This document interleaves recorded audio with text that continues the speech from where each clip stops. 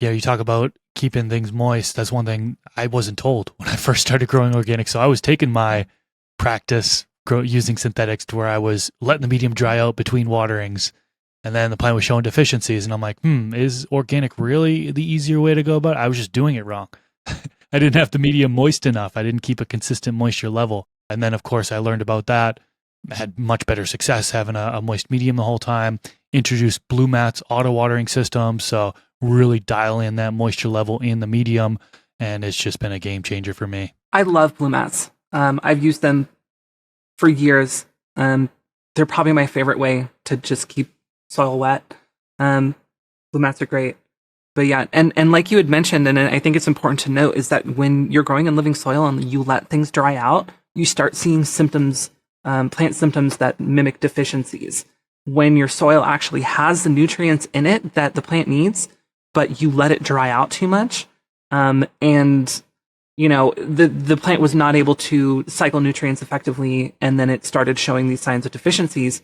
And what people often do is they let their plants dry out too much. They see these deficiencies, and then they have their buddy or themselves or a book help them identify the deficiency, and then they start pumping it with that deficiency. With that nutrient, and then they create an imbalance in the soil that antagonizes another element, creating an improper, an improper bond, right? An improper chemical reaction. And now you're perpetuating this chain reaction of errors in your soil, and you start seeing all these different burns. You start seeing overdoses of nutrients. You start seeing deficiencies of nutrients, and you're chasing your tail around trying to pump your soil with all these different nutrients, spending all this money when you just need to keep your soil wet. And that's tough. That's hard for people. And then they want to be like, no, I know that it needs more calcium. I know it needs more magnesium. I know it needs more nitrogen. And they just start hitting it and hitting it and hitting it. And then things get out of whack. Things get out of balance.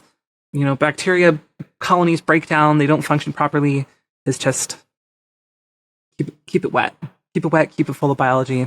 That's got to be one of the biggest frustrations for new organic growers, is keeping that medium moist, and then going through the motions that you mentioned. Is like, things dry out and you see deficiencies and you're adding inputs and so on and so forth. It can just sounds like a headache. Sounds like a big headache there. It is. It's a huge headache. This clip is brought to you by AC Infinity. Use discount code MrGrow at 15 to save on any of their products.